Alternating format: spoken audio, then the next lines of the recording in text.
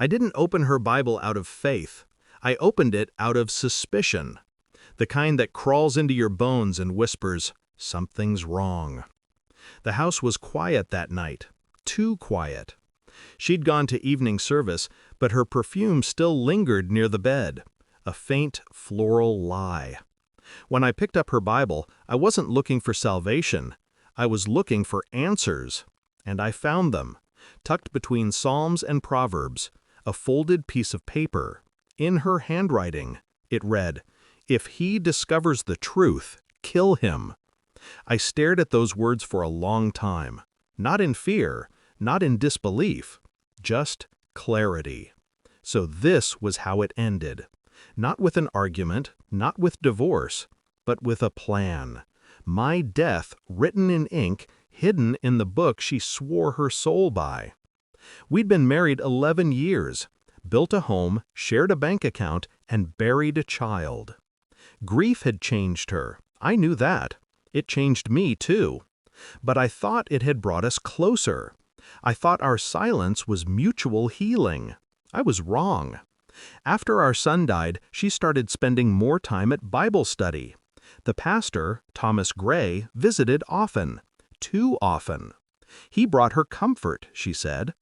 I saw the way she smiled when he quoted scripture, the way her hand lingered when he prayed for her. But I trusted her, until I noticed the withdrawals. Small at first, then larger. Until I saw messages she didn't mean for me to see. Verses twisted into something carnal. And then the note, "If he discovers the truth, kill him." I remember tracing her letters with my thumb, feeling the curve of every letter like a knife edge. She wanted me gone. They both did. I didn't confront her right away. That's what they'd expect. Rage, confusion, begging for answers. I gave her calm instead. Deadly calm. For 3 weeks, I smiled, cooked dinner, and pretended to sleep beside her. I waited for her to feel safe again. In the mornings, I'd kiss her forehead before heading to work, and then drive to a quiet cafe, open my laptop, and plan. First, I copied the note, scanned it, sent it to myself from an anonymous email. Then I started recording. Audio, photos, screenshots.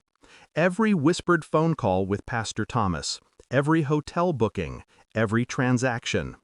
I built a case, piece by piece. Not for the police, for her. When the puzzle was complete, I started moving the pieces. Step 1 was money. I transferred our joint savings into an account she didn't know existed, under a trust in my name. Every cent she'd tried to hide, I'd already traced. Step 2 was exposure. I created a private website, password protected, with everything uploaded. Messages, photos, the note, even video proof of them together. Step 3 was patience. Then, one evening, I told her Thomas should join us for dinner. "You've been working with him so closely," I said. "I'd love to thank him properly." She hesitated, only for a second, then smiled. Of course.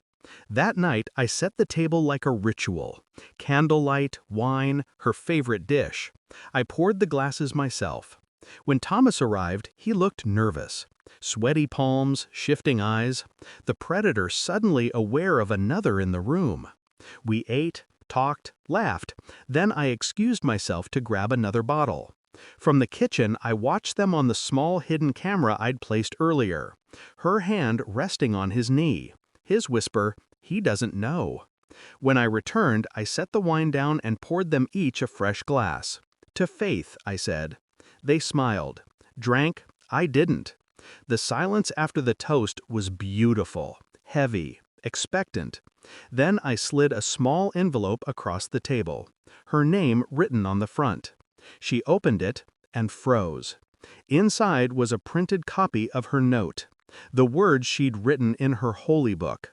"If he discovers the truth, kill him." Her eyes darted to me. Thomas went pale. I leaned back, calm as the dead. "I discovered the truth," I said softly, "and yet, I'm still here." She stammered. Thomas reached for the paper, but I stopped him with a look that could slice through bone. I know everything, I said.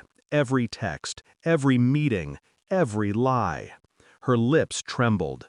Please, save it. I nodded toward the camera hidden in plain sight.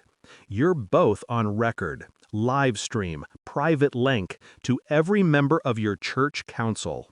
Thomas lunged for the laptop on the counter. I didn't move. Go ahead, I said. It's already uploaded. You can't pray your way out of this.